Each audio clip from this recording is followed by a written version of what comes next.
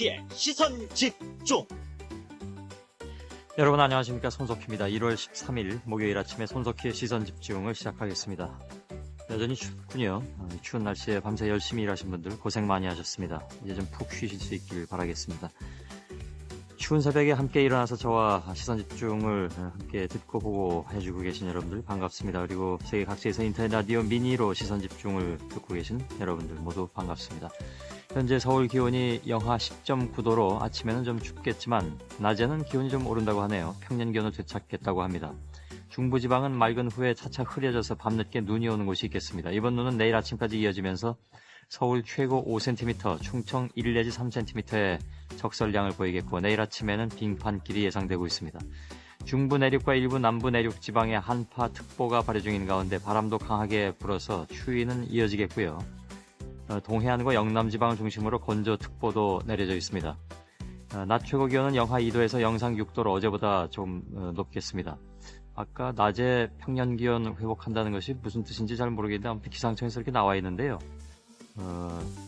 지금 그 다음 얘기는 또 여전히 또 춥겠다고 얘기를 해서 좀 헷갈리는 예보가 나와 있는 것 같습니다. 아무튼 어제처럼 비슷하게 춥겠다고 생각하시면 될 것 같습니다. 현재 기온은 서울 영하 10.9도, 부산 영하 6.1도, 광주 영하 6.6도, 대구 영하 6.5도, 대전이 영하 11.7도까지 내려가 있습니다. 뉴욕 증시를 보면 다우존스가 0.72% 올라서 11,755.44, 나스닥은 0.75%가 올라서 2,737.33을 기록했습니다. 포르투갈의 성공적인 국채 발행으로 유럽 재정 위기에 대한 우려가 좀 완화됐고 미국 연방준비제도가 경기평가보고서인 베이지북을 통해서 미국 경제가 완만한 회복세를 보이고 있다 이렇게 평가에 힘입어서 상승했다는 소식이군요. 캠페인 잠시 듣겠습니다.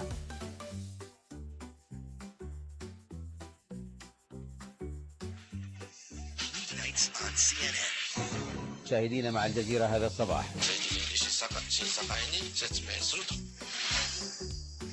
예, 지금까지 들어온 해외 뉴스 정리해드리겠습니다. 전주현 외신캐스터 안녕하세요. 네, 안녕하세요. 예. 첫 소식은요? 호주는 100년 만에 최악의 홍수가 발생했는데요. 피해가 갈수록 커지고 있습니다. 작년 11월부터 두 달째 호주 제3의 도시가 속해 있는 동북부 퀸즐랜드주에서 비가 내리고 있는데요. 10일부터 쏟아진 폭우와 강풍으로 브리즈번 시내는 범람한 강물로 2만여 가구가 물에 잠겼습니다. 침수 범위는 프랑스와 독일을 합한 것보다 더 넓습니다. 이번 폭우로 호주 경제에 130억 호주 달러, 우리 돈으로 14조 3천억 원의 손실이 예상되고 있습니다. 현재까지 20명 정도가 숨지고 50여 명이 실종됐습니다. 이 비구름이 퀸즐랜드와 인접한 뉴 사우스 웨일스주까지 다가온 상태인데요. 이곳은 호주에서 인구가 가장 밀접한 지역으로 최대 도시인 시드니도 속해 있습니다. 이번 홍수는 라니냐 현상이 20여 년 만에 최고조에 이른 데다가 지난해가 기록적으로 더운 해였던 영향이 복합적으로 작용해 발생한 것으로 분석되고 있습니다. 다음 소식은요? 중국 천안문 광장에 공자의 동상이 세워졌습니다. 중국 군가를 상징하는 공간인데요. 국부 마오쩌둥 주석의 대형 초상화와 기념관이 자리 잡고 있는 한 400m 바로 옆에 높이 9.5m의 공자상이 세워졌습니다. 마오쩌둥은 문화 대혁명기에 공자를 봉건주의의 표상으로 지목하고 철저하게 탄압했었는데요. 이제 동상과 초상화의 모습으로 비스듬히 마주보게 됐습니다. 공자의 동상은 중국식 사회주의와 함께 민족주의 및 소프트 파워를 대폭 강화하고 있는 중국의 오늘을 상징하고 있는데요. 중국은 개혁 개방 이후 미국에 버금가는 슈퍼파워로 부상하기 위해서 경제력과 군사력 등 하드파워에 못지않게 문화적 역량 등 소프트 파워가 중요하다고 보고 그동안 전 세계를 상대로 수천 년 중국 문화의 우수성을 알리는 데 주력해왔습니다. 그래서 공자와 중국어 같은 문화 아이콘을 소프트 파워 확장의 도구로 적극 활용 중입니다. 공자를 죽이고 살리고 하는 게 다 당시의 정치적 어떤 이유, 필요성 이런 것에 의해서 이루어졌다고 봐야 되겠죠. 그렇습니다. 다음 소식은요? 중국의 스텔스기 시험 비행은 후진타오 주석에 대한 중국 군부의 반발에서 비롯됐다는 지적이 나왔습니다. 미국 언론들은 중국 군부가 스텔스 전투기 젠20의 시험 비행을 실시한 것은 게이츠 장관의 방중과 미중 군사교류 강화에 대한 군부의 반대를 드러내는 신호라고 분석했습니다. 후 주석은 물론 회담장에 나온 중국 측 민간인 지도자들은 사전에 시험 비행 사실을 몰랐던 것으로 보여서 중국의 문민 지도부의 군부에 대한 통제 수준에 대해서 의구심을 불러일으키고 밝혔다고 전했는데요. 예. 게이츠 장관도 이번 사건은 중국 군부 지도자들이 가끔 정치 지도자들의 뜻과는 다르게 행동할 수 있다는 점을 보여준 사례라고 말했습니다. 미국 언론들은 이번 사건을 후 주석에서 시진핑 부주석으로의 네 번째 정권 교체를 앞두고 중국 인민해방군이 외교 정책에서 목소리를 높여가고 있는 사례라고 보고 있습니다. 예. 그리고요.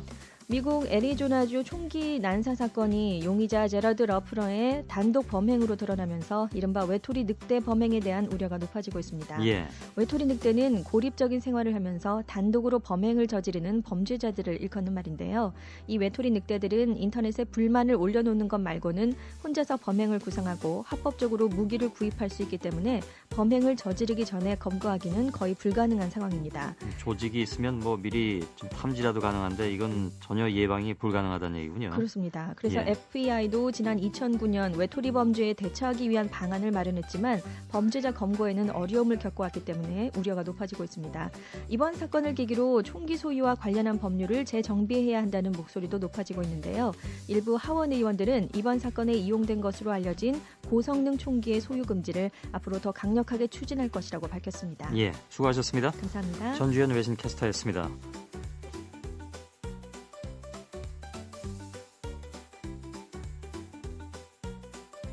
예, 이어서 스포츠 소식 알아보겠습니다. 일간 스포츠의 김동환 기자 연결되어 있습니다. 안녕하세요. 네, 안녕하십니까? 예. 우리 축구 대표팀이 아시안컵 대회 바레인과의 첫 경기는 뭐 잘 이제 끝냈는데 다음 상대가 바로 우승 후보로 꼽히는 호주네요.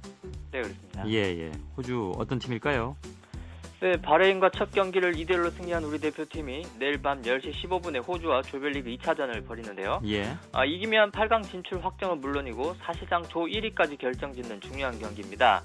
그런데 상대가 만만치 않은데요. 호주는 객관적인 전력상 우리나라와 함께 가장 우승에 가까운 팀으로 꼽힙니다. 예. 미리 보는 결승전이라는 얘기도 나오는데요. 일단 세계 랭킹이 26위로 아시아 축구연맹 국가 중에 가장 높고요. 또 유럽 그 무대에서 뛰는 선수가 17명이나 됩니다. 예. 성굵은 유럽 축구를 주로 구사하는데요. 특히 양쪽 측면 돌파에 이은 긴 크로스 패스가 아주 강점입니다. 1차전에서는 인도가 약체이긴 하지만 4대0으로 대파를 했습니다. 예. 두 골이나 넣은 그 공격수 케일 선수가 가장 경계 대상인데요. 현재 잉글랜드 프리미어리그 득점 4위에 오른 선수인데 키 178cm로 크지는 않은데 아주 헤딩슛이 일품입니다. 예. 화려한 드리블 같은 것은 없지만 뒷공간으로 침투하고 또 위치 선정, 골 결정력 이런 것이 아주 뛰어난 선수입니다. 예. 178cm면 정말 크지는 않은 그런 키인데 상당히 파괴력 있는 모양이네요. 네, 헤딩슛이 한 10골당 7골이 헤딩슛이에요. 예. 우리 대표팀의 준비 상황은 어떤지요? 네, 전체적인 대응은 바레인전하고 크게 다르지 않습니다. 역시 지동원 선수가 원톱으로 나서고 구자철 선수가 섀도우 스트라이커, 또 박지성, 이청용 선수가 양날개로 나갈 것 같습니다. 예. 중앙 수비수 곽태희 선수가 바레인전에서 퇴장을 당해서 뛸 수 없는 게 변수인데요. 황재원 선수가 그 자리를 메울 것 같습니다. 예. 당초에는 그 남아공 월드컵에서 주전으로 뛰었던 조영영 선수가 뛸 거라는 얘기가 많았는데 황재원 선수가 더 키가 크고 또 공중볼 다툼을 잘한다는 이유로 조광래 감독의 선택을 받았습니다. 예. 호주가 측면에서 중앙으로 긴 패스를 주로 하기 때문에 우리 측면 수비수들이 공간을 주지 않고 잘 따라가는 것이 중요하다고 하겠고요. 특히 상대가 오른쪽 측면 공격이 강하기 때문에 우리 최고참 이용표 선수가 노련하게 잘 막아줄 것으로 기대하고 있습니다. 예. 또 중앙에서는 케일 선수가 미리 움직이지 못하도록 앞선에서부터 수비형 미드필더인 기성용, 이용래 선수가 적극적으로 막아줄 필요가 있을 것 같습니다. 예. 반대로 호주 수비는 그 조직력과 스피드가 좀 떨어진 편이기 때문에 구자철, 이청용, 박지성 이 선수들이 바레인전처럼 빠른 패스와 공간 이동으로 흔들어 놓는다면 승산이 있을 것 같습니다. 예. 그리고 우리 FIFA 랭킹이 한 단계 올라갔네요. 네, 국제축구연맹이 어제 발표한 1월 세계 랭킹에서 우리나라가 649점을 받아서 39위를 기록했습니다. 지난달보다 한 계단 올라선 건데요. 12월에는 A매치가 시리아와 평가전 하나가 있었는데 우리가 1대0으로 이긴 게 아마 순위 상승에 영향을 미친 것 같습니다. 예. 아시아 축구연맹 소속 국가 중에는 여전히 세 번째고요. 내일 모레 맞붙는 호주가 26위로 가장 높고 또 일본이 29위로 그 뒤를 이었습니다. 그리고 북한은 109위였고요. 스페인이 여전히 세계 1위를 지킨 가운데 네덜란드, 독일, 브라질 순이었습니다. 예. 참 굉장히 좀 쪼잔하네요. 올리려면 한 두세 계단 올리지. 다음 소식은요? 네, 그 국제대회 때마다 차두리 선수가 가장 인기가 있는데요. 이번에 또 아주 재밌는 일화를 보여줘서 또 국내 축구 팬들의 관심을 모았습니다. 예. 바레인과 1차전이 끝나고 나서 그 자신의 소셜 네트워크 서비스에 재미난 일화를 올려서 화제가 됐는데요. 예. 바레인의 코너킥 때 자신이 맡고 있던 마르주키라는 선수가 몸싸움을 하다가 자기한테 욕하면서 얼굴에 침을 뱉었다고 합니다. 예. 끝나고 나서 욕이라도 한번 시원하게 해주려고 했는데 그쪽에서 먼저 다가와서 애처로운 표정으로 소리를 연발하면서 유니폼을 바꾸자고 하더랍니다. 예. 차두리로 선수 화를 풀고 유니폼을 바꿔줬다는데요. 그 이유가 바로 2002년 잉글랜드와 평가전 때 그 당시 유명했던 선수한테 유니폼을 바꾸자고 했다가 좀 거절당했던 기억이 떠올라서라고 합니다. 누구였는지 모르시나요? 이름을 밝혔는데요. 예. 공개하기는 좀 그렇고요. 그런가요? 아무래도 자기들보다 축구 수준이 좀 낮다고 그런 무시하는 태도가 보였다고 하는데요. 예, 자신은 그런 실수를, 무례를 범하지 않고 싶었다는 그런 얘기였습니다. 예. 공개하셔도 되는데. 쉐링햄이라는 선수입니다. 누구요? 쉐링햄이라는 예. 선수인데요. 아이고 뭐 큰 대단한 비밀이라고 그걸 말씀 안 하세요. 다음 소식은요? 프로야구 이사회에서 구구단 창단이 승인됐는데요. 그런데 하지만 구단과 연고지 결정이 아직 보류가 됐습니다. 예. 그래서 이제 그 구구단 창단 작업이 그만큼 연기가 되는 그런 지금 상황을 맞이했는데요. 예. 당초 예상으로는 먼저 공개적으로 창단 신청을 한 NC소프트를 구구단으로 승인할 것 같았는데 일단은 구구단 창단을 하기로 이렇게 원칙적인 승인만 했기 때문에 예. 추후에 또 구체적인 심사 기준을 마련해서 또 이사회를 한 번 더 열어야 될 것 같습니다. 그래서 예. 3개 기업 중에 하나를 구구단으로 선정하기로 했는데요. 그만큼 지금 현재 기존 구단들이 새 구단을 받아들이기는 하되 뭐 쉽게 허용하지 않겠다는 그런 것처럼 보이는데요. 예. 그동안은 기업의 매출이나 종업원 수 같은 외적 규모가 기준이 됐는데 이번에는 뭐 기업의 안전성과 지속성 또 구단 운영 의지까지 판단을 하겠다고 합니다. 수치로 드러나지 않는 그런 요소를 과연 어떻게 객관적으로 평가할 수 있을지 좀 궁금증을 모으고 있고요. 예. 만약에 다음 이사회에서 기업과 연고지가 결정된다면은 이제 구단주 모임이 총회에서 최종 창단 승인을 하게 됩니다. 예. 그렇군요. 예, 잘 들었습니다. 네, 감사합니다. 예, 일간스포츠의 김동환 기자였습니다. 여러분은 지금 성신여대 손석희 교수가 진행하는 시선 집중을 듣고 계십니다.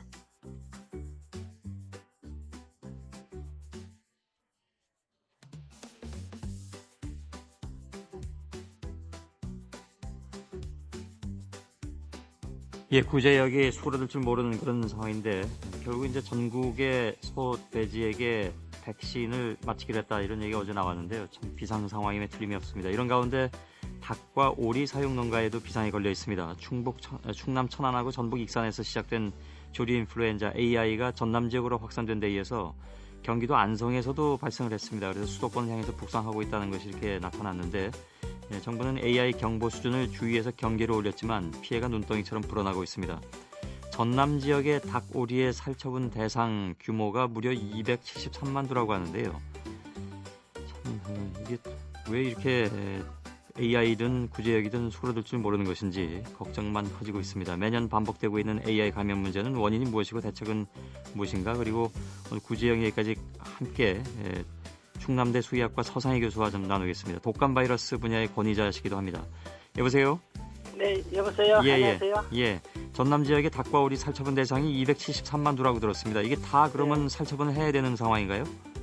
예, 일단은 그 살처분 대상에 든 가축들은 다 살처분 하도록 되어 있습니다. 그럼 거기 뭐 전남 지역 닭, 오리가 남는 게 있을까요? 이 정도로 많이 살처분을 하면? 예, 이번 숫자는 상당히 많은데요. 예. 국내 또 사육 두수가 뭐 닭 경우는 한 10억 수가 되고요. 예. 오리도 한 1억 수가 되니까요. 아, 그렇게 많은가요? 예, 국내에서 우리 사육 두수가 기하급수적으로 많이 증가한 상태입니다. 그 전남 지역도 그렇고 수도권에도 발생 지역이 생겨서 더 이제 확산되는 거라고 봐야 되는 거죠?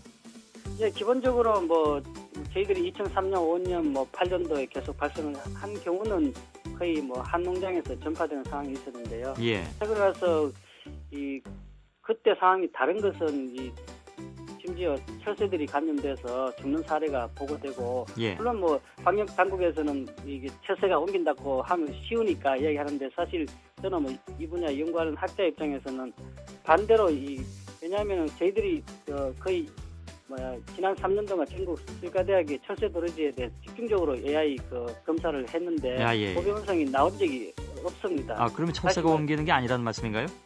반대로 철새가 우리가 벌써 감염된 몰이나 뭐 우리 농장에서 벌써 AI가 확산된 상태에서 반대로 철새들이 감염돼서 예. 죽는 사례라고 저는 생각이 되고요. 예. 그래서 지난번 발생했던 상황이 좀 벌써 이렇게 많이 퍼져 있는 상태가 아닌가 예. 그렇게 생각이 그러면 철새가 옮기는 게 아니라 오히려 철새가 옮아가는 상황이라면 우리 농장 같은 데서는 그렇게 보셔야 됩니다. 예, 그러면 처음엔 어떻게 해서 그럼 우리 농장에서 AI가 퍼지게 되는 건가요? 이거 전염 원이 어디라고 봐야 되는 건가요? 물론 초기에 국내에 들어온 것들은 저희들이 철새를 의심도 할 수 있고 뭐 철새가 옮기는 사례도 있기 때문에요. 예. 그렇지만 그거는 뭐 가장 문제점이 부지역도 그렇고 우리가 가장 문제점이 뭐냐면은 사전 역학 조사가 전혀 이루어지지 않기 때문에요. 예. 그거는 아무도 알 수가 없습니다. 예, 그냥 방역 당국에서 철새를 하기를 원하지만은 예. 그거는 아무도 알 수가 없습니다. 왜냐하면은 사전 역학 조사가 전혀 이루어지지 예, 알겠습니다. 않기 때문에요. 그런데 구제역도 그렇지만 이 AI 같은 경우에는 어딜 뭐 막아놓을 수가 없는 상황이라서요. 구제역은 그나마 막아놓고 방역을 한다고 하지만 AI는 새들이 뭐 철새가 옮아가는 상황이든 어찌됐든지 간에 예, 맞습니다. 움직이는- 하나 매개체가 되니까요. 예, 움직이는 매개체가 늘 하늘에 있는 상황이라서 네. 막기가 참 어렵고 따라서 이제 초동 대처 같은 것도 중요하다고 얘기하는데 예. 이번 건에 있어서는 지금 말씀하신 대로 역학조사가 안 돼 있으니까 초동 대처하기도 어려웠다는 그런 말씀일 테고요. 예, 그렇습니다. 예. 그러면 가장 말씀하시죠. 가장 기본적으로 뭐 모든 전염병 기본인데요. 사실 농민들이 신고하는 단계 그런 수준 같으면은 거의 그 농장이나 그 지역은 벌써 오염이 된 상태라고 볼 수 있거든요. 예. 이제 그런 측면에서 벌써 초동 대처는 실패한 거지 방역 당국에서. 예.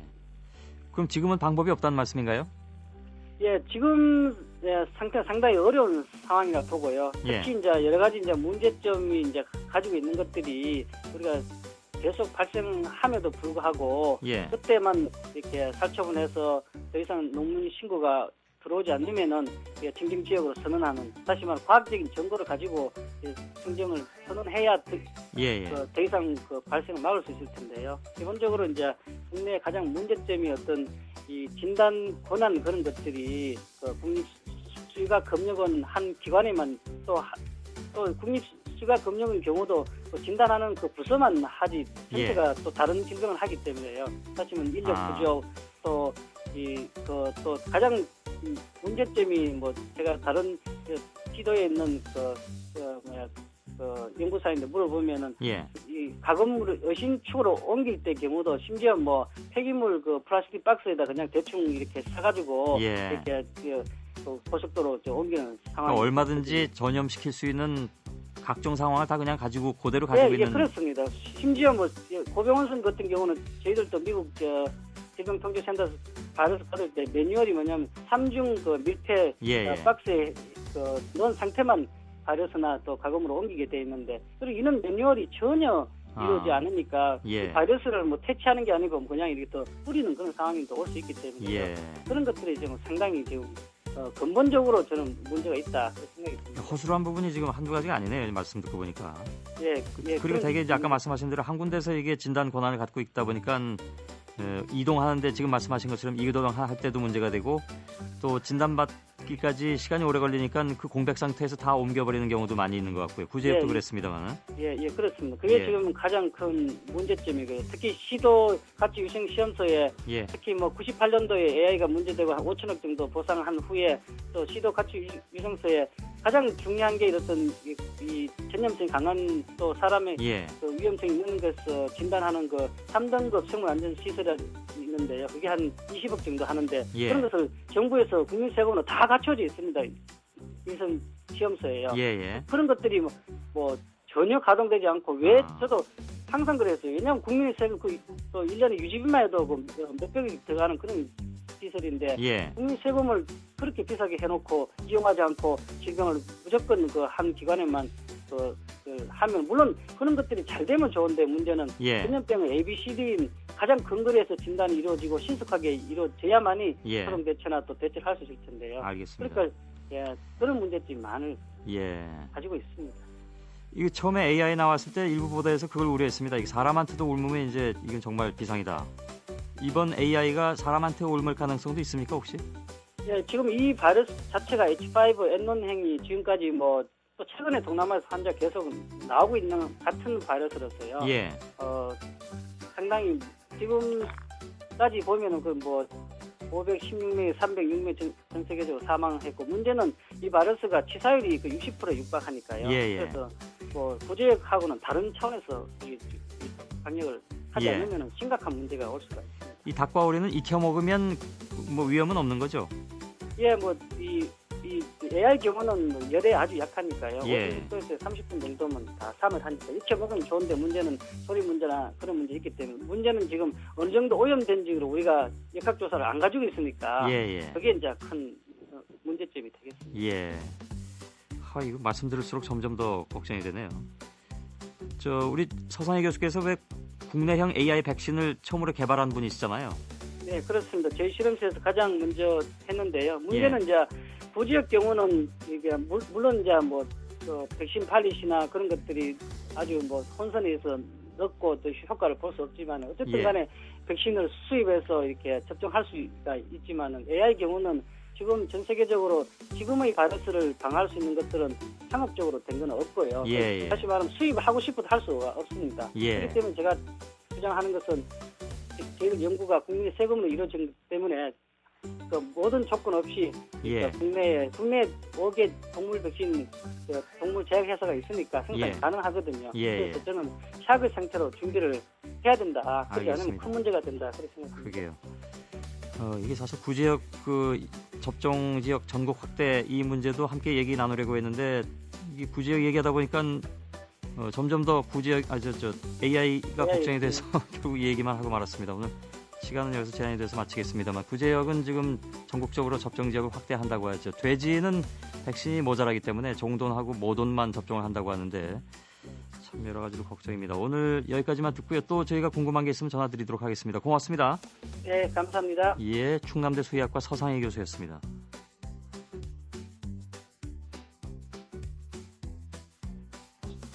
손석희의 시선 집중. 잠시 후에 김종배의 뉴스 브리핑이 이어집니다.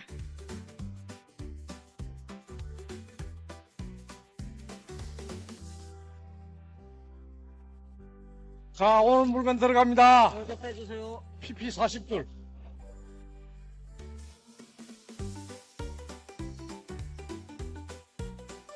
이게 뭐죠? 애기들 야광 신발 되는데요? 얘는 바느질 뜯어져서 버려야 될 것 같아요. 되게 종류가 많아요. 생각지도 못한 물건들이 엄청나게 많이 들어와요. 목탁도 들어왔어요. 스님이 해탈하셨나? 지금 1차 분류하고 이제 다음에 또 가격 작업을 들어가요. 이렇게 하나씩 붙여주세요. 주임님, 이거 버버리 같은데 맞아요? 어디? 일단은 진품은 아닌데 그래도 새 제품이기 때문에 10,000원 갑니다. 요거는 램소울 100%라도 모형이 변형이 됐으니까 3,500원 가시면 되고요. 비닐에 넣어서 박싱을 해주세요. 네, 이제 매장으로 이제 출고를 하게 됐어요. 좀 빼주세요. It's always more fun to share with everyone. 예, 서울 성동구 용답동에 있는 아름다운 가게 되살림터의 모습입니다. 여기는 서울 각지에서 수거된 하루 평균 15톤의 헛 물건들을 분류하고 포장해서 새 물건으로 만드는 작업을 하는 곳인데요. 요즘은 헛 물건이라고 내놓은 게 거의 새 거인 경우도 많다고 합니다. 얼마나 반가울까요? 가격표가 붙여지면 안국동에 있는 아름다운 가게 매장으로 보내지고 거기서 이제 중고품을 팔아서 모인 수익금은 각 지역의 소외아동, 독거 노인분들께 나누어진다고 합니다. 박성윤 리포터의 취재였고 노래는 잭 존슨의 The Sharing Song, 말 그대로 나눔 노래군요.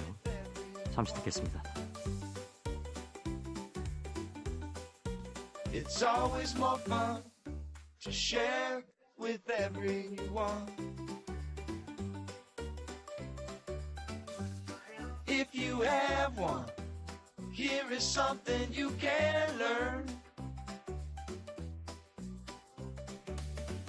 You can still share just by taking turns. If you got a ball, now. 여러분께서는 지금 출근길 시사정보 프로그램 손석희의 시선집중을 듣고 계십니다. 시사평론가 김종배 씨 안녕하십니까? 네, 안녕하세요. 예. 정동기 감사원장 후보자가 결국 사퇴를 했습니다. 어제 내정 12일 만에 사퇴 선언을 했는데요.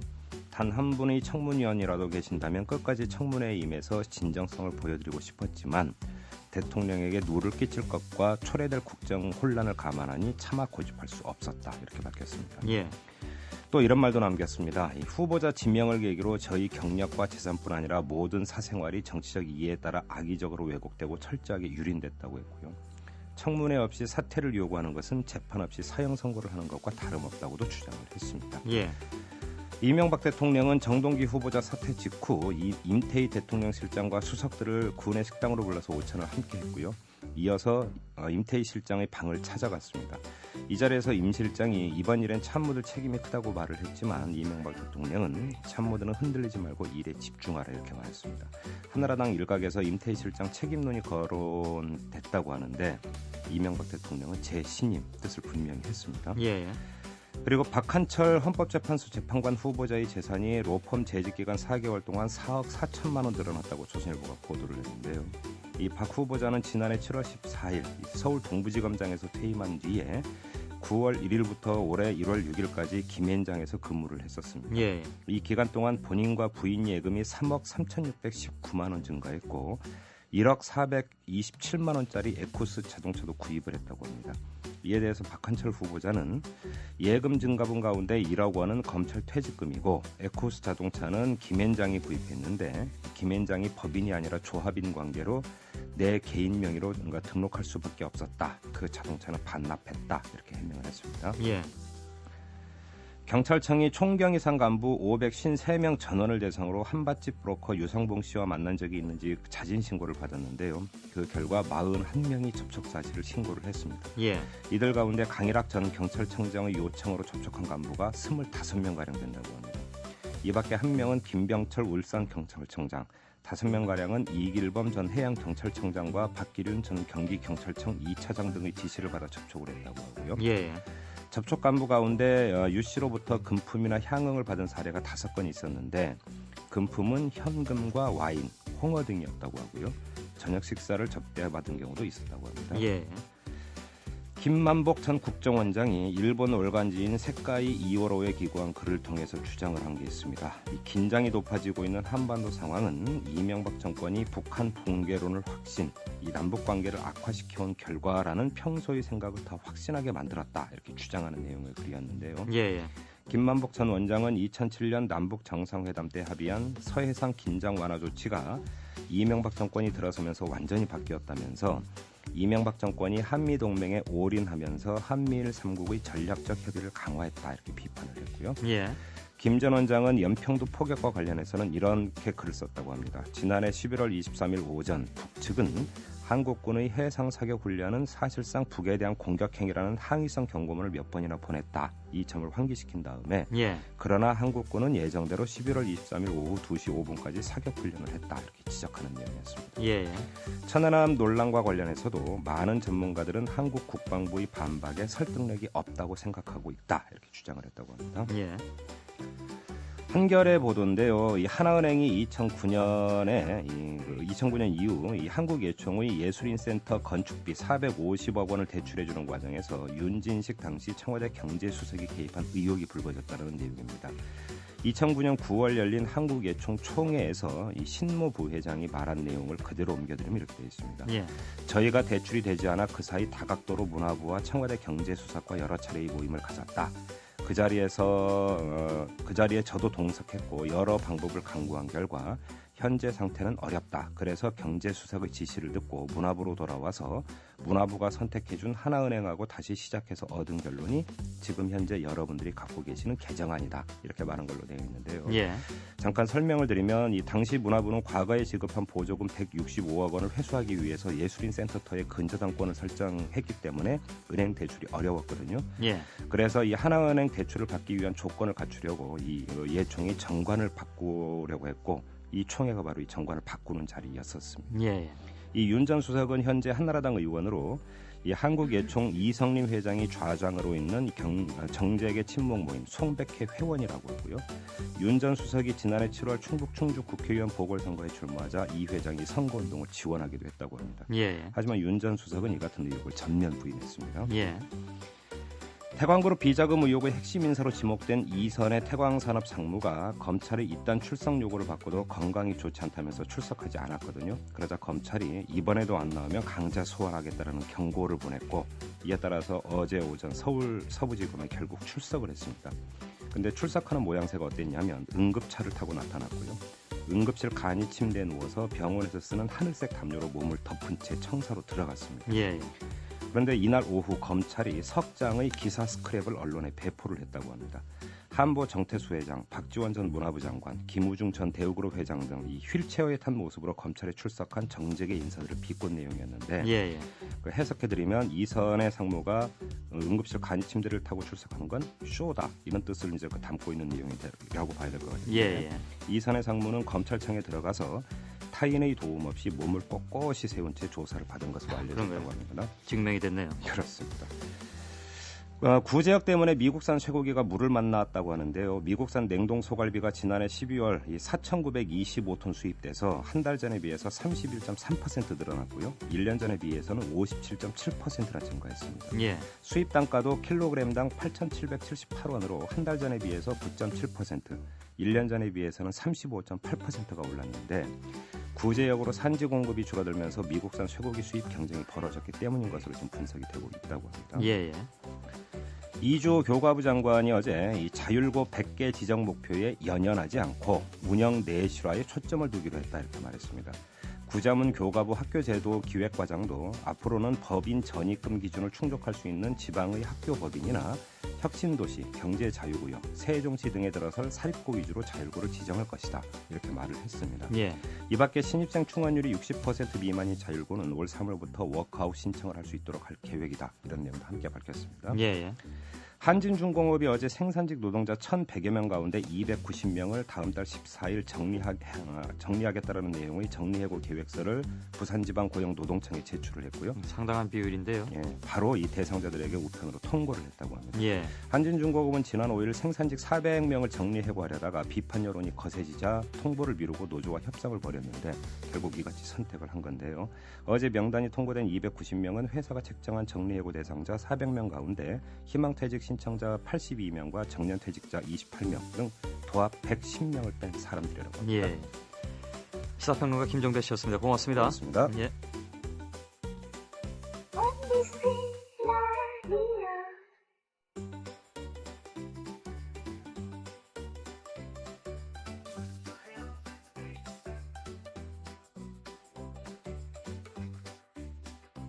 예, 정동기 감사원장 후보자가 결국 청문회 문턱을 넘어보지도 못하고 사퇴를 했습니다. 이로써 당청 갈등 관계가 수습됐다고 청와대와 한나라당 지도부는 입을 모으고 있는데 야당들은 전반적으로 레임덕의 신호탄이다 이런 평가를 또 내리고 있습니다. 이번 사태가 앞으로 당청 관계 또 향후 대통령의 국정 운영에 어떤 영향을 끼칠 것인가 하는 것에 대해서 관심이 모아지지 않을 수가 없죠.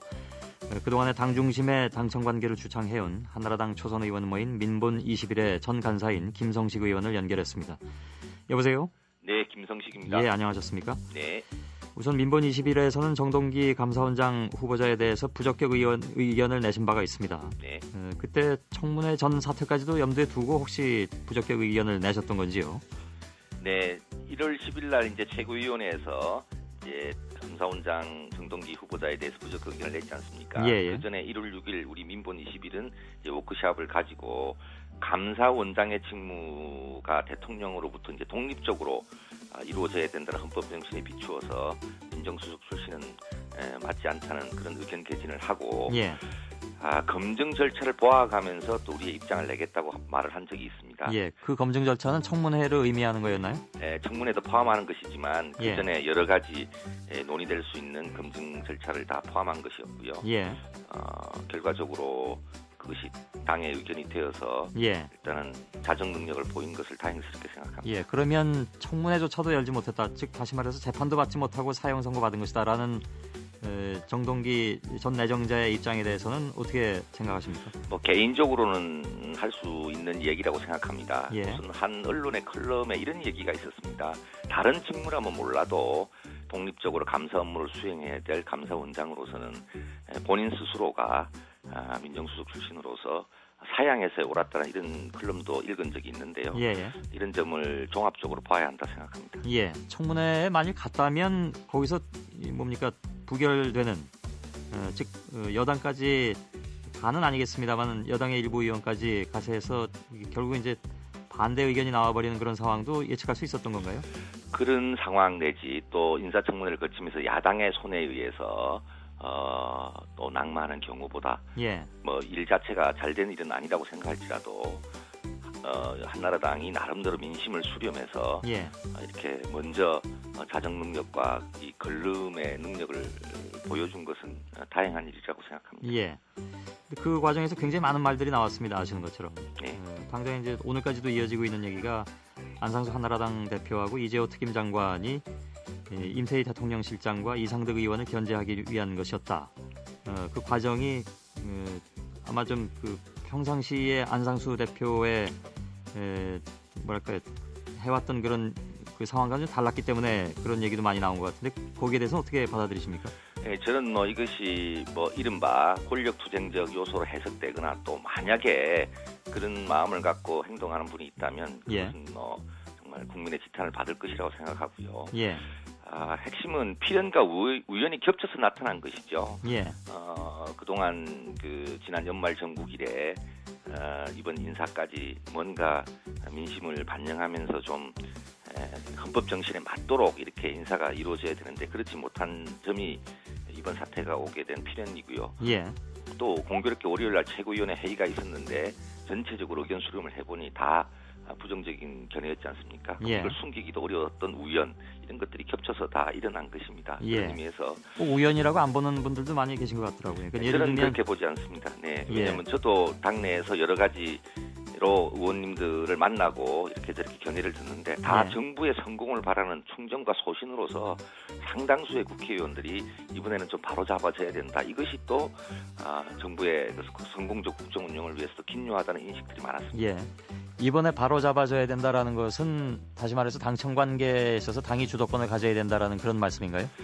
주도권 문제 이전에 좀 일방 소통형 그런 당청 관계로는 안 된다는 얘기는 오래전부터 나왔던 얘기입니다. 예. 민분도 수차례 그러한 부분에 대한 개선을 주장해 왔고요. 예. 그래서 이것은 앞으로 당 또 청와대가 모두 함께 노력해야 될 일이고 저는 예. 당도 반성해야 될 일이 많다고 봅니다. 그동안 전당대회 후에 새 지도부가 들었었지만 민심을 적극적으로 과연 일상적으로 대변해왔는가 그렇게 하지 못했으니까 이번 일이 좀 이례적으로 비춰지지 않았습니까? 예. 이런 점은 당도 스스로 반성하고 또 적극적인 정책 프로그램도 내고 이렇게 하기 위한 노력을 위해서 또 스스로 할 일을 많이 돌아봐야 한다고 생각합니다. 근데 보도로 나온 내용만 보면서 이제 느끼는 많은 분들의 궁금증 중에 하나는 또 안상수 대표가 이재호 특임장관과 이 문제를 사전 논의했다. 일부 정치평론가는 청와대 쪽하고도 뭐 임태희 실장인지 누군지는 정확하게 모르겠습니다만 논의를 당연히 하지 않았겠느냐 이런 얘기들이 나왔습니다. 그래서 이제 분석이 막 어지럽게 널려져 있는 그런 상황인데요. 네, 초선 의원으로서 그런 부분에 대한 상세한 정보를 갖고 있지 못합니다. 그런데 분명히 말씀드릴 것은 이것을 갖고 어떤 내부 좀 파생적인 성격으로 간다든가 또 이렇게 하면 국민이 이제 외면해 버릴 겁니다. 지금 한나라당이나 여권은 또 정부는 앞으로도 계속 국정을 잘하고 또 국회를 잘 운영하고 제대로 된 이 전국 주도를 할 것인가에 대한 기대감을 그나마 남기고 키울 수 있을 것이냐 아니면 일이 엉뚱한 방향으로 가서 아예 민심으로부터 외면을 받을 것인가에 대한 기로에 있다고 생각합니다. 청와대도 마찬가지고요. 이런 차원에서 모두 한 걸음 더 나아가서 더 크게 성찰하는 계기가 돼야 마땅하다 생각합니다. 예. 김무성 원내대표가 당 대표를 비판했습니다. 이번 그 일 처리 과정에 대해서. 그 당내에서도 좀 이렇게 이견이 좀 존재하는 것 같고, 특히 이제 지도부 내에서 이렇게 이견이 자꾸 이제 발생하는 그런 상황인 것 같은데 거기에 대해서는 어떻게 생각하십니까? 네, 저는 그 본질적인 가지는 아니다, 격가지 일이다라고 저는 생각하고요. 그런 문제 제기는 이번에는 민심이 먼저 반기를 들었지 않습니까? 그리고 보수 진보를 가리지 않고 모든 언론 사설 컬럼들이 독립적인 임무를 수행해야 될 감사원장의 보직으로서는 그분이 부적절하다는 이런 질타들이 가리지 않고 다 있었습니다. 예. 이런 상황 속에서 한나라당이 민심을 수렴하는 과정 속에서 이것이 나중에 청문회까지 가서 생길 파장을 고려해서 먼저 문제 제기가 된 것이기 때문에 예. 선의로 해석하고 당도 청와대도 서로 성찰할 부분을 성찰하면서 다시금 민심에 부응할 수 있는 예. 그런 국정이 되도록 협력해야 될 때다 이렇게 생각합니다. 그 야당 쪽에서 이제 레임덕의 신호탄이다 이런 얘기가 이미 나왔습니다. 뭐 야당뿐만이 아니라 정치권에서도 얘기가 많이 나왔는데 그 부분에 대해서는 어떻게 평가를 하십니까? 네, 이미 이제 인사로 여러 사람이 이제 지명이 되었지만 청문회 통해서든 청문회 전이든 낙마한 사람이 8명이나 된다고 합니다. 예. 그렇다면 전반적으로 이런 일이 반복되도록 하지 않기 위해서 좀 연고주의의 좁은 인재풀 운영을 넘어서기 위한 예. 그런 성찰이 있으면 좋겠고 또 청와대 참모들도 직언을 할 수 있는 그런 상황이 될 수 있도록 노력해야 될 것이고요. 예. 특히 당은 큰일이 터졌을 때 한마디씩 하는 것이 아니라 일상적으로 또 청와대랑 적극적으로 소통하면서 민심을 바르게 전달할 책무를 제대로 수행하는 것이 필요하다고 생각합니다. 그 임태희 비서실장과 비서진들을 어저께 이명박 대통령이 격려했다는 기사가 나왔습니다. 그래서 이제 문책론에 대해서는 명백하게 선을 그은 것이나 마찬가지인데요. 네. 달리 다른 방도가 없었다고 보십니까? 네, 저희 당 내에서는 지금 어떤 특정인에 대해서 문책을 통해서 이 문제를 또 끌고 갈 이런 의사들은 없는 것 같습니다. 예. 왜냐하면 이 문제가 한두 사람의 문책이나 이런 것으로 해결되기보다도 전반적인 인사 운영에 있어서 만천하의 인재를 고루 등용하기 위한 그런 컨센서스를 확립하는 것이 더 중요하다고 생각하기 때문입니다. 예. 또 그것이 본질적인 반성이 돼야 되는 것이고요. 지금 국민이 가장 저는 중요하다고 생각합니다. 우리 국민들은 주권자이시지 그냥 단순한 팔로우가 아닙니다. 예. 그리고 어떤 정보를 모으는 과정이나 분석하는 과정이 어떤 의미에서는 게으른 정치 엘리트보다는 훨씬 더 뛰어나시고 예. 상황을 정확하게 보실 수 있는 것이죠. 그런 측면에서 정보를 같이 공유하면서 국민들이 우리를 주시하고 있는 거 아니겠습니까? 예. 이런 차원에서는 보다 적극적인 소통을 위한 또 민주적인 요소를 더욱더 강화하기 위한 당청 관계든 대국민 관계든 대야 관계든 이런 차원의 노력이 당청 모두에게 뒤따라야 된다고 생각하고요. 그럴 때만 이제 레임덕 얘기가 안 나오는 거죠. 다른 질문 한 가지만 좀 드리겠습니다. 그 당 지도부가 개헌 의총을 이달 말에 열겠다고 한 바가 있는데요. 네. 이건 아직 살아있는 계획이죠? 글쎄요, 저는 정치인이 누구나 개헌을 이야기할 수 있는 것은 자유라고 생각합니다. 예. 5년 단임제의 폐해는 또 많이 또 알려지고 있고요. 그런데 의총을 해서 그것이 과연 결론을 내고 마무리될 수 있는 것인가에 대해서 회의적입니다. 예. 여야 관계도 복원되고 있지 않고 당내 개파 문제도 제대로 해소되고 있지 않습니다. 그러면 정말로 개헌을 추진하고 싶었다면 예. 정치를 살리는 방향으로 연말 연초에 전국을 운영했어야 옳지 않았습니까? 그러면 지금으로서는 개헌 의총에는 반대한다. 네, 첫 번째로 새해 열리는 정책의총이 개헌 의총이 되는 것은 부적절하다고 생각합니다. 그리고 아마 1월 달에는 그렇게 열리지 않을 것으로 저는 느끼고 있습니다. 예. 왜냐하면 지금 물가 문제든 구제역 문제든 안보 강화 문제든 우리가 해나가야 될 일이 얼마나 많습니까? 그러면 김성식 의원께서는 현실적으로 개헌 추진은 좀 어렵다 이렇게 보시는 모양이죠? 개헌을 추진하려면 정치부터 복원해야 된다는 것이죠. 예. 그러기는 참 어렵지 않습니까? 뭐 여러 가지 상황을 놓고. 네, 그걸 못 해낼 일이면 개헌을 추진하는 것은 정략으로 비칠 소지도 크다 이런 것이죠. 예. 알겠습니다. 여기서 국민을 마치겠습니다. 바라보고 우리가 바른 길로 계속 호소에 들어가고 예. 여야가 정치를 다시 한번 복원해내고 이러지 못한다면 더 큰 사안이라고 할 수 있는 개헌 작업이 제대로 되겠습니다. 예. 말씀 잘 들었습니다. 네, 고맙습니다. 예, 한나라당 김성식 의원이었습니다. MBC 라디오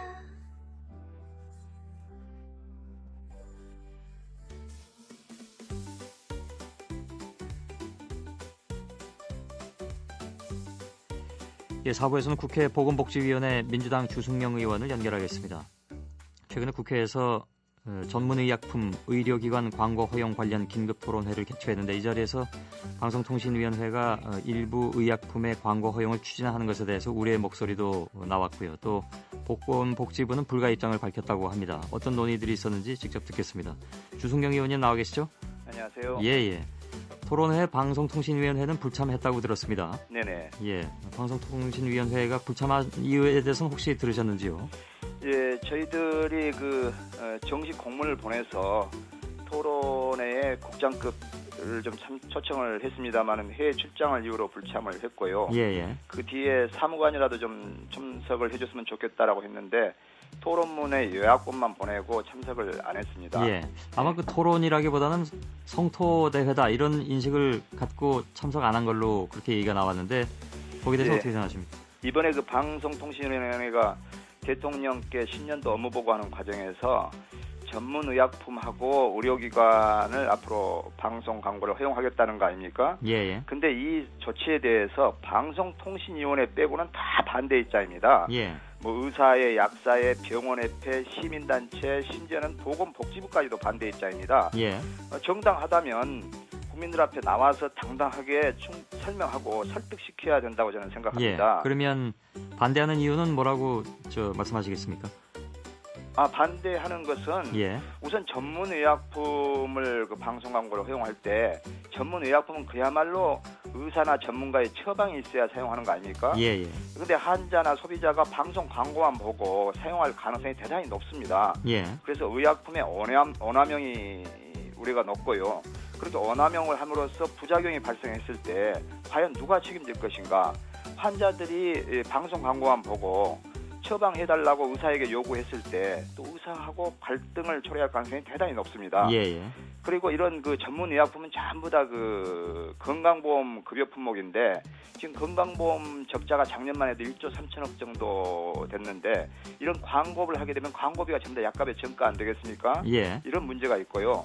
특히 또 의료기관을 방송 광고를 허용할 때는 대부분 아마 자본력이 큰 대형 병원들이 주로 광고에 참여하게 될 것입니다. 예. 그렇게 되면 그리안에도 지금 1차 병원, 동네 의원급 같은 데는 지금 도산 위기에 있는데 예. 의료 체계가 붕괴될 가능성이 대단히 높고 또 이것도 마찬가지로 광고 효과로 인해서 진료비만 대형 병원에 높아질 가능성이 대단히 높기 때문에 예. 저희들은 지금 대부분 반대를 하고 있는 것이죠. 예. 방송통신위원회는 토론회에 불참한 대신 의견서를 제출한 걸로 알고 있습니다. 네네. 의견서 내용을 잠깐 보면 제약회사 매출액의 20% 정도가 음성적 리베이트로 지출되고 있다. 네. 뭐 리베이트 거는 전부터 얘기가 많이 나온 내용이기도 합니다. 네. 20%인지 아닌지는 제가 잘 모르겠습니다만 아무튼 그런데 광고비는 0.9%에 불과하기 때문에 제약의료업계의 투명한 마케팅 정책을 위해서도 광고를 늘리는 것이 낫지 않겠느냐라는 의견인 것 같습니다. 네. 즉 다시 말해서 이제 음성적 리베이트라는 것을 해결하고 마케팅을 좀 양지로 끌어올려야 되는 게 아니냐라는 그런 얘기를 내놓고 있는 것 같은데요. 네. 거기에 대해서는 어떻게 생각하시는지요? 예, 방통위에서 보내온 요약문을 보게 되면 예. 이제 전문 의약품 중에서 일반 의약품으로 많이 좀 재분류할 시기가 되었다. 뭐 이런 입장하고요. 예. 또 국민의 알 권리에 기여해야 된다. 그리고 제약업계와 의료업계의 투명한 마케팅이 정착될 수도 있다. 이렇게 주장을 했는데요. 예. 첫째 재분류할 시기가 됐다라는 것은 그건 방통위가 이야기할 사안이 아닙니다. 예. 복지부가 할 이야기고요. 그리고 알 권리 충족이라 한다는 건 방송 속성상 의약품에 대해서 부작용은 감추고 좋은 점만 강조하는 거 아니겠습니까? 예. 그렇기 때문에 이것은 알 권리 충족이 아닌 거고요. 예. 예를 들자면 지금 어제 식약청에서 안전성 입증하지 못하면 퇴출시키겠다고 우리 개보린 있지 않습니까? 예. 한국인의 두통약 개보린 그거 이제 일반 의약품으로 광고가 되고 있는데 자칫 그렇게 말씀하시면 광고처럼 들립니다. 예. 그런데 그것이 지금 빈혈이라든지 의식장애라든지 혼수 경련을 일으킬 수 있어서 예. 상당수 나라에서는 판매를 하고 있지 않거든요. 예. 그래서 어제 식약청에서 개보린에 대해서 앞으로 1년 안에 안정성을 입증하지 못하면 예. 퇴출시키겠다 발표했지 않습니까? 예. 그래서 이렇게 국민들에게 혼돈을 줄 수 있고 또 리베이트 이야기 하시는데 저는 앞으로 이게 허용된다 하더라도 리베이트는 리베이트대로 나가는 것이고 예. 또 광고는 광고비대로 오히려 광고비만 더 나갈 것이라고 생각을 합니다. 예. 그러니까 예를 들어서 아마 이런 생각일 수도 있겠죠. 제가 직접 들어보진 않았습니다만은 광고를 해서 이른바 알 권리가 확보돼서 약의 효력이라든가 이런 것이 좀 투명하게 제대로 전달이 되면 리베이트를 받고 그 약을 쓰려고 했던 병원도 소비자 요구에 의해서 쓰지 못하는 거 아니냐라는 생각을 할 수도 있는 거 아닌가요? 근데 지금 우리나라는 그 방송 광고 효과가 예. 소비자들에게 그 상당히 먹혀 들어가기 때문에 예. 환자들이나 소비자들이 의사에게 그 광고하는 방식에 따라서는 요구를 할 가능성이 높기 때문에 예. 그 약의 어떤 그 특히 전문 의약품에 대해서 예. 약의 효과도 모르는 상태에서 의사들에게 요구할 가능성이 대단히 높습니다. 예. 그리고 그 약값에 대해서는 제약사 이외에는 아무도 모릅니다. 예. 싼 것을 가지고 비싸게 팔아도 모르고 그렇기 때문에 리베이트는 리베이트대로 또 나가는 것이고요. 예. 리베이트 금지를 하는 그 쌍벌제가 지금 적용이 되고 있는데요. 예. 이런 문제에 대해서는 별개의 문제로 생각을 해야 된다고 생각합니다. 예. 그거는 제가 드린 질문의 답변은 조금 아니신 것 같긴 한데 제가 드린 질문은 방통위 주장대로 네네. 약효라든가 이런 것들이 이제 광고에 의해서 사람들한테 그 광고에 의해서 인식이 바뀌면 이 리베이트라는 것은 이제 병원하고 제약회사 간의 문제 아니겠습니까? 그래서 리베이트에 의해서 그 병원에서 어떤 약품을 선택한다 해도 광고에 의해서 다른 인식을 가진 그 소비자들이 있다면 마음대로 그렇게 약품을 병원에서 택하지 못하지 않겠냐라는 것인데 사실 근데 거기에는 이런 질문에는 또 이런 그 지적도 있을 수 있습니다. 예를 들면 결국 리베이트를 쓰는 회사하고 광고를 많이 하는 회사가 같은 회사일 가능성이 있지 않겠냐라는 반론도 가능하다고 보는데요. 예. 왜냐하면 뭐 자본을 그만큼 많이 가지고 있는 경우에 유리할 테니까요. 그런 데서 오는 그 문제점이 발생할 수는 있겠죠. 그렇습니다. 대개 이 광고를 하는 회사는 대형 병원이나 또 그 자본력이 큰 다국적 회사들이 앞으로 전문의약품에 대해서 광고를 많이 할 겁니다. 예. 그렇게 되면 국내에 있는 중소기업의 어떤 제약회사는 오히려 광고에 뒤처짐으로 해서 예. 오히려 그 빈익빈 부익부를 심화시킬 수가 있고 예. 그렇습니다. 그래서 의사와 제약사와의 관계는 이 광고하고는 무관하게 알겠습니다. 예. 그 재분류 문제에 있어서는 광고가 방통위와 관련된 업무여서 충분히 의견을 낼 수 있고 현재 의약품 분류가 진행된 지가 오래됐기 때문에 재분류할 필요가 있다는 주장에 공감하기 때문이다. 이렇게 방통위 쪽의 의견이 나왔습니다. 예, 그 의약품 재분류는요. 아까도 예. 제가 이야기했다시피 이건 방통위가 요구할 사항이 아니고 복지부가 검토해야 될 사항이고요. 예. 의약품 재분류에 대해서는 방통위가 처음부터 이걸 요구한 것이 아니고 2009년도 9월 달에요. 당시 기획재정부하고 방통위가 전문의약품의 그 방송 광고 허용을 요구했었습니다. 예. 그러다가 전문의약품 그 방송 광고 허용이 잘 되지 않으니까 예. 이제 와가지고 의약품을 재분류해야 될 거 아니냐. 그래서 좀 전문의약품을 일반의약품으로 좀 많이 이렇게 환원시켜야 될 거 아니냐라고 이렇게 전략을 바꾼 것입니다. 예. 그래서 이것은 그 복지부가 알아서 할 일이고 또 방송 광고 시장 확대를 위해서 재분류하라고 한다면 그야말로 이것은 국민의 건강을 생각지 않고 예. 오로지 그 방송업자의 이익만을 위해서 그런 거 아닌가 이런 생각이 듭니다. 그 오남용 우려에 대해서도 반론이 나온 것 같은데요. 뭐냐면 사전 심의를 강화하면 소비자들의 피해를 충분히 예방할 수 있다. 이런 주장이었습니다. 그러니까 약품 광고를 할 때 사전 심의를 좀 강화해가지고 어디까지 강화하는지는 제가 잘 모르겠는데요. 그게 가능할 수 있다고 보시는지요? 그런데 지금도 그 심의는 강화되고 있지요. 예. 그런데도 지금 그 오남용이 이루어지고 있는데. 근데 예를 들면 지금도 뭐 신문지상에 광고를 함으로 해가지고 예. 뭐 건강 기능성 식품이라든지 이런 의약품에 대해서 상당히 많은 오남용이 이루어지고 있는 것으로 알고 이게 있는데. 그냥 상징적으로 오용 남용하지 맙시다. 예. 라는 정도로만 나가면 이건 아무 효과가 없는 것 같고요. 예.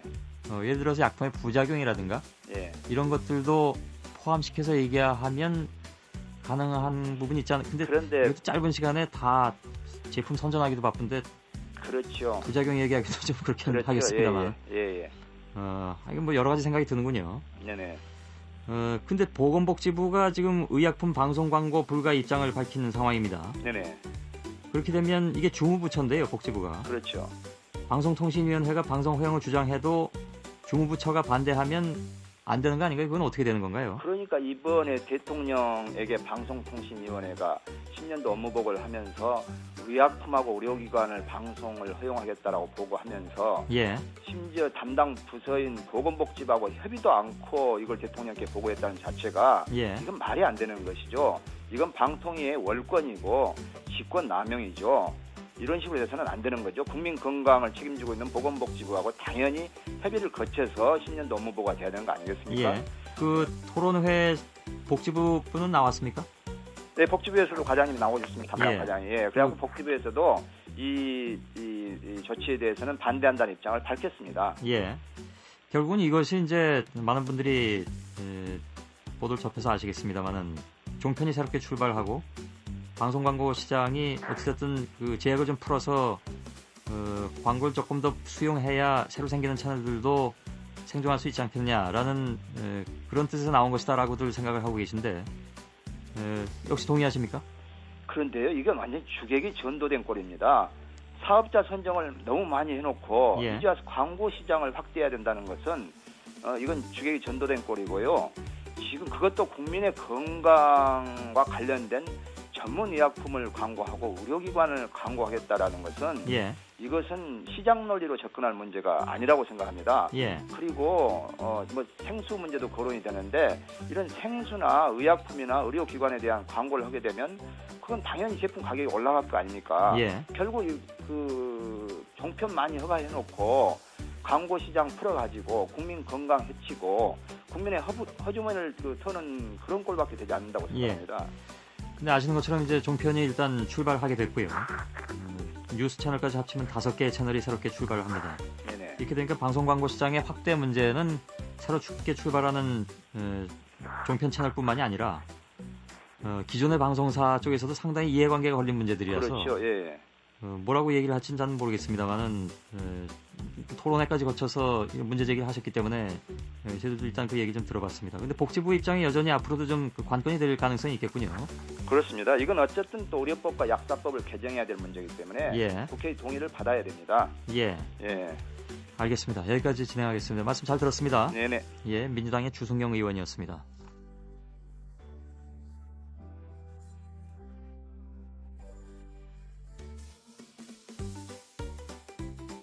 한밭집 사건, 이른바 한밭집 사건. 이게 근데 그 용어가 적절치 않다고 해서 많은 분들이 또 문제 제기도 해주셨습니다. 그래서 차라리 건설 현장 식당이라고 부르는 게 낫다라고들 말씀하셔서 저희도 그래서 바꿔서 이제 부르겠습니다. 건설 현장 식당, 줄여서 그냥 현장 식당 이 정도로 줄여서 불러도 될 것 같긴 한데 이 사태가 점점 커지고 있습니다. 대형 건설사 임원의 정관계 고위 인사들, 경찰 수뇌부까지. 어제는 브로커 유상봉 씨와 접촉한 총경급 이상 경찰 간부 41명이 자진 신고했다는 그런 소식도 나왔습니다.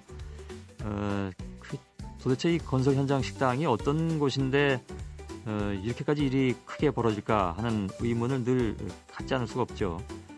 근데 건설 현장에서 또 열심히 힘들게 일하는 분들은 그러면 이 현장 식당을 어떻게 또 바라보고 계실까? 이 생각도 또 들었습니다. 그래서 올해 경력 10년 차의 건설 노동자이신 조기현 씨를 잠시 좀 연결했습니다. 여보세요? 여보세요? 예, 안녕하십니까? 예, 안녕하십니까? 예, 예. 어느 현장에서 지금 일하고 계십니까? 대구, 원래 그 세계 육상 선수권 개최하는 대구 스타디움 상가 신축 현장에서 예. 목수 일을 하고 있습니다. 예, 큰 공사겠네요. 예, 예. 예, 공사 기간도 굉장히 오래 걸리겠는데요? 예, 지금 한 1년 반째 하고 있습니다. 예, 예. 언제 저 공사 끝납니까, 그러면? 골조 2월 말에 이제 끝난다고 예정은 돼가 있습니다. 골조 공사만요? 예, 예. 예, 예. 그러면 우리 조기현 씨께서는 건설 현장에서 어떤 일을 하고 계십니까? 예, 골조를 콘크리트 탓을 하기 전에 이제 나무나 폼으로 이제 형틀을 제작하는 형틀 목수 일을 하고 있습니다. 그 보통 거푸집이라고 부르는 거죠? 예, 예. 예, 그러니까 사진 이렇게 틀을 만드는 작업. 예, 예. 예, 이거 쉽지 않은 일일 것 같은데요? 예. 예. 요즘 아시는 것처럼 건설 현장 식당 문제 때문에 굉장히 많이 뉴스가 되고 여러 사람들이 소환되고 그러고 있습니다. 구속영장까지 청구가 되고 전 경찰청장이 참 큰 사건이 됐는데 바라보시는 느낌이 어떻습니까? 요즘도 건설 현장 식당은 자주 드나드실 거 아니겠습니까? 예, 하루에 4번 이제 다닙니다. 4번이요? 예. 예, 보통 3번 가는데 한 번 더 가시네요. 멀리 있는 사람들은 아침을 또 현장에서 먹게 됩니다. 예. 그래서 중간에 잠깐 들리시도 해서 보통 4번씩 가시나 보죠, 다른 분들도? 예, 3번, 4번씩 일해 갑니다. 예. 뉴스를 쭉 이렇게 접하신 다음에 현장 식당 가실 때 느낌이 좀 새로우실 것 같습니다. 예. 어떻습니까? 어제도 뭐 뉴스 이래 보면서 밥을 먹으면서 같이 일을 하는 사람들이 그런 이야기를 합니다. 예. 우리 여기 오늘 밥을 먹는 데는 누가 손대고 누가 돈을 빼먹었을까 그런 이야기도 하고, 그러다 또 밥 먹다가 벼룩의 간을 빼먹기에 노가다꾼이 밥값을 떼먹나 이런 이야기를 하고 되게 비감한 생각을 많이 하고 있습니다. 예. 예. 그 식당 주인께서도 입장이 좀 곤란하시겠네요. 그런 얘기 들으시면. 식당에서 이제 겨울이라서 요즘은 좀 덜한데 여름 같으면은 관리 안 되는 이런 로비 자금이 많이 들어갈수록 식사 질이 떨어지고, 그리고 현장 내에서 조리사라든가 영양관리사는 전혀 없는 상황입니다. 그래서 그런 걸 항의를 하거나 이러면은 자기네들도 이 식당을 하기 위해서 2억 정도 이제 로비 자금을 주고 돌았다. 그래서 여력이 없다. 이런 이야기도 하고. 그런 얘기를 직접 들으셨습니까? 식당 주인인데 그런 이야기를 듣죠. 예. 그리고 이제 자기네들이 처음 이제 운영권을 받은 사람이 직접 이제 식당을 운영만 해도 괜찮은데. 두 번째, 세 번째 이제 로비 자금이 넘어가고 팔리면서 점점 이제 식사질은 점점 떨어지고, 어제 같은 경우에도 우리가 먹었는 점심이 무채 하나, 그리고 미역 줄거리 하나, 콩나물국, 그리고 중국 수입품 김치, 이 네 가지가 전부였습니다. 그래서 한 4,000원씩 이래받고, 간식 나오는 게 이제 컵라면 600원짜리 하나를 2,000원에 받습니다. 근데 그건 컵라면 같은 건 어디서 지금 건설 현장이 뚝 떨어져 있기 때문에 어디 가기가 어려우니까 결국 비싸도 여기서 사 먹을 수밖에 없는 상황이군요. 예, 그렇습니다. 아주 뭐랄까요, 현장의 얘기가 고스란히 전해지는 것 같습니다. 그러니까 아마도 이런 로비 자금 이런 데 쪽으로 돈이 더 들어가니까 결국은 식사 질이 떨어질 수밖에 없는 것이고, 대표적인 피해자는 결국 이제 건설 현장에서 일하시는 분들일 수밖에 없다. 그런 얘기네요. 이게 당장 현장 노동자들이 건설 현장 식당이 좀 더 신경 써줬으면 하는 부분들이 우선은 질을 높이는 것이고, 또 다른 것도 또 있습니까? 이런 문제가 이제 광급공사나 대형 건설 현장에서 오히려 많이 일어나고, 작은 현장이나 있는 데는 바깥에 많은 식당이 자율 경쟁이 돼가지고 식사 질은 상당히 좀 좋아집니다. 근데 이제 광급공사 로비 자금이 들어가거나 리베이트가 간 현장은 저희들이 밥을 먹어보면 표가 나는데, 이게 이제 당장의 5번의 문제가 아니라 구조적으로 내재된 문제라 저희들은 좀 그래 이제 생각을 하고, 큰 현장에 이리 오면은 원체 식사 그게 질이 안 좋고 이러다 보니까 저희들이 이제 관계구청이나 이런 데 진정을 내도 현장 내 식당은 대부분 90% 인사행이 무허가니까 등록 업체가 아니니까 단속 근거가 없다. 이렇게 이제 구청에서 답변을 하곤 합니다. 그러다 보니까 여름 같은 경우에는 식중독도 일어나고, 10월 같은 경우에는 이제 밥을 못 먹고 식판을 얻기도 하고 이럽니다. 실태가 있었습니다. 그렇군요. 아마 듣고 계신 현장 식당 주인분들이 계시다면 무척 좀 곤혹스러운 측면도 없지 않아 있을 것 같습니다. 물론 잘 운영하고 계신 분들도 많이 계시겠지만, 바로 이런 사건들 때문에 이런 그동안의 어려움이 이렇게 다 이제 드러나는군요. 알겠습니다. 현장 얘기가 좀 궁금해서요. 또 현장에서 일하시는 분들이 이런 사건을 통해서 어떤 시각을 가지고 계신지 그것도 궁금하고, 그래서 연결했습니다. 자세한 말씀 잘 들었습니다. 여보세요? 여보세요? 말씀 잘 들었습니다. 고맙습니다. 대구 건설 현장에서 일하고 계신 조기현 씨였습니다. 벤첸벤, 비오 당신은 당신의 생각을 알고 있습니다. 나는 그의 팔을 꽉 안고 그의 가슴에서 뛰는 심장 박동을 들었습니다. 약속해요. 몇 년이 지나서야 당신이 보고 싶었어요.